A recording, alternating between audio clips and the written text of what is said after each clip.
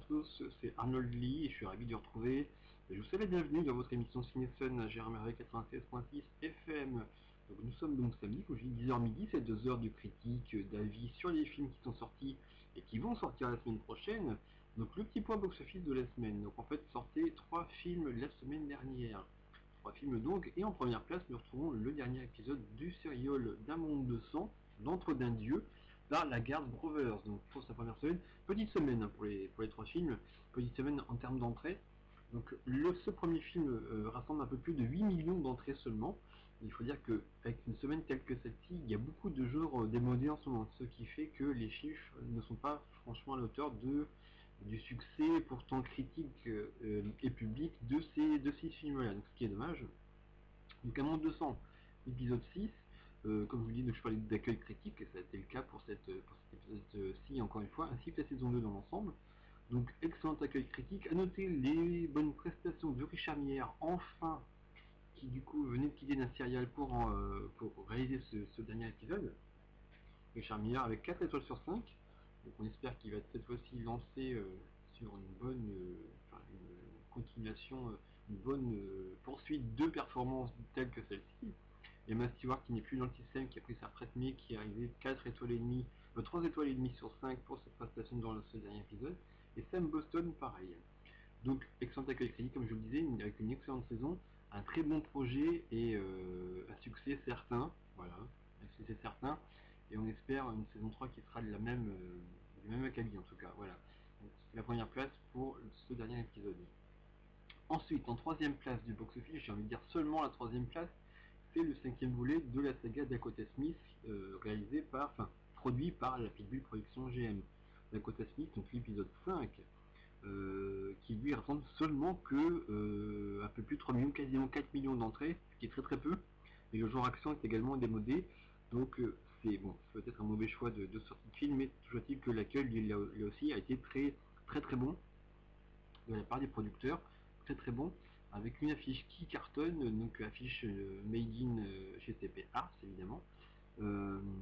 Alisa Jablonski que nous avons retrouvé à la réalisation, réalise une bonne performance avec 3 étoiles sur 5. Amy Atri également, mais elle n'est plus dans le système non plus. Lucas Segal plutôt mauvais, on va dire. Monsieur Rammstein également, 2 étoiles sur 5, donc c'est pas terrible. Mais le script prend la relève et on s'est vraiment pas ennuyé du tout pour ce film.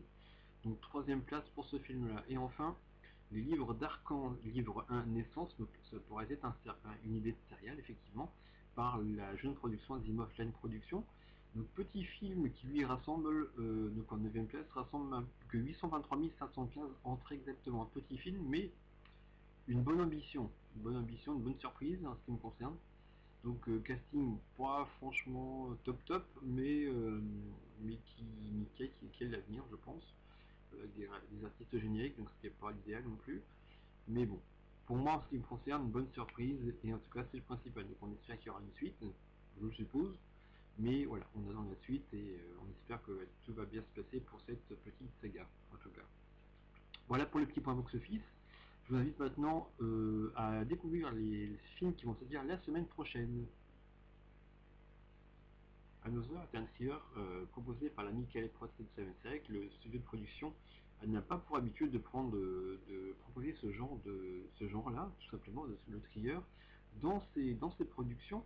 Et c'est vrai que cette fois-ci, on peut dire que le studio finalement se débrouille quand même plutôt pas mal. Et ce projet fait mouche cette fois-ci. C'est vrai que c'est assez intriguant, on s'y perd un petit peu dans ce script-là et on suit les pensées de ce type qui se nomme Léo.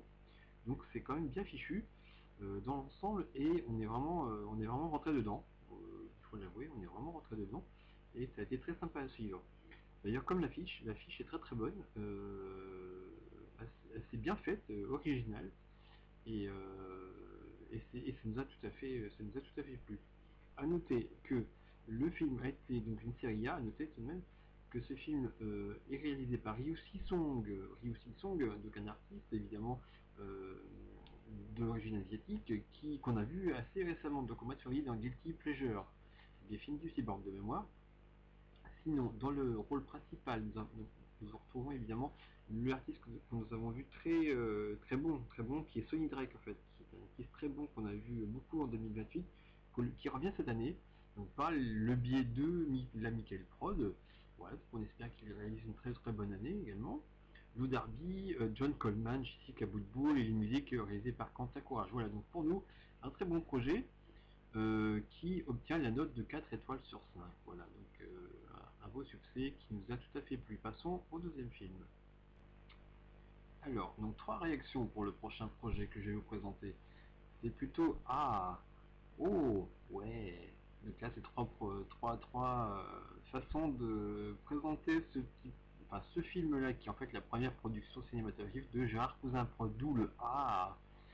Oh, ce serait plutôt en fait une surprise sans prise sans l'être trop en fait, parce que c'est vrai que le ton employé, l'histoire légère mais bien fichue, très intéressante, qui tourne autour de l'absurde, de l'humour absurde, autour de ce pseudo-agent secret, loser, qui est interprété en plus, c'est ça qui est rigolo, par Alan Evans, en fait, qui a en fait un rôle à contre-emploi par rapport à McLean, et du coup, et ça c'est plutôt pas mal, c'est plutôt bien vu, même si visiblement le casting avait été fait avant l'emploi d'Alan sur Mark Green, donc c'est ça qui est assez marrant.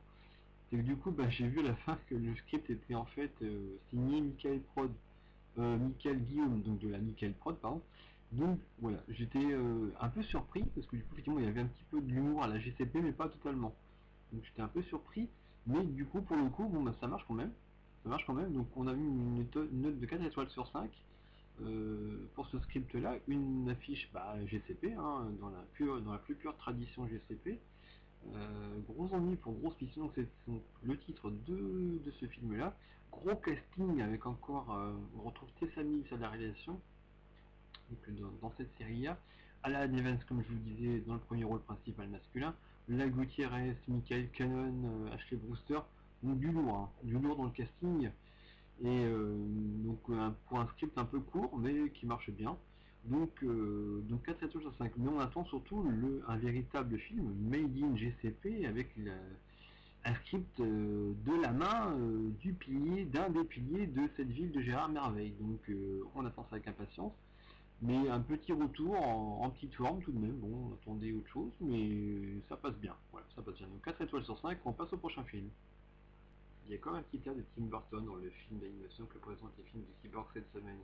Le Chant de la Mort est réalisé par Tim Bones. Donc, voilà, petite coïncidence ou pas, toujours est-il que voilà. Donc Tim Burton n'aurait pas vraiment pas renié ce film avec Kyle Arroyo dans le rôle principal masculin, Lisa Batt, Edward Erotas, Lady Pinky et composé par Lisa Kelly. Script court, étrange, comme souvent, étrange, donc le chant de la mort.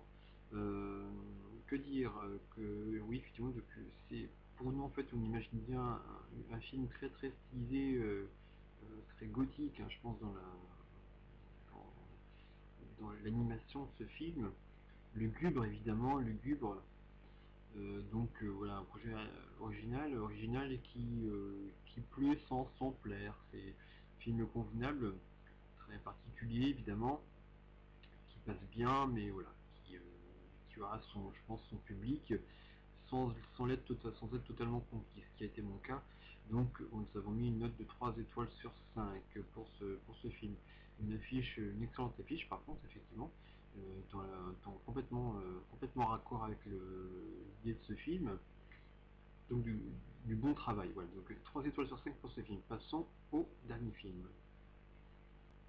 Warner Brothers nous sort un petit film pas piqué des hannetons avec Yang qui sort donc cette semaine. Une série Z d'horreur qui fait valoir une entrée en matière, une très belle entrée en matière d'ailleurs, pour un nouvel artiste qui se nomme Isatoshi, donc artiste made in Warner Brothers, je suppose, donc un très bon script d'horreur très classieux dans sa façon d'agir par rapport à ce tueur mystérieux. Horreur sans l'être non plus, c'est vrai que c'est suggéré et pas suggéré d'ailleurs, c'est aussi très clair. Euh, c'est un bon film qui nous a bien plu, court mais comme il fallait. là il faut comme il faut, donc excellent dans sa conception. La trame reste classique bien évidemment, mais voilà, la forme comme je disais est elle très classieuse et une bonne entrée en matière pour cet intitulé-là, pardon. Donc affiche également dans le même ton, très classieuse, pas forcément horreur comme on l'aurait espéré, voilà, très mystérieuse, mais voilà. Donc film réalisé par Claude Jodorowsky, donc avec Isa Toshi, donc dans le rôle principal masculin, et Adrienne Haar. Musique par Wayne Hopkins, donc une note globale de 4 étoiles sur 5. Voilà pour les films de cette semaine, je vous remercie de m'avoir écouté et je vous dis à la semaine prochaine. Bon week-end à vous.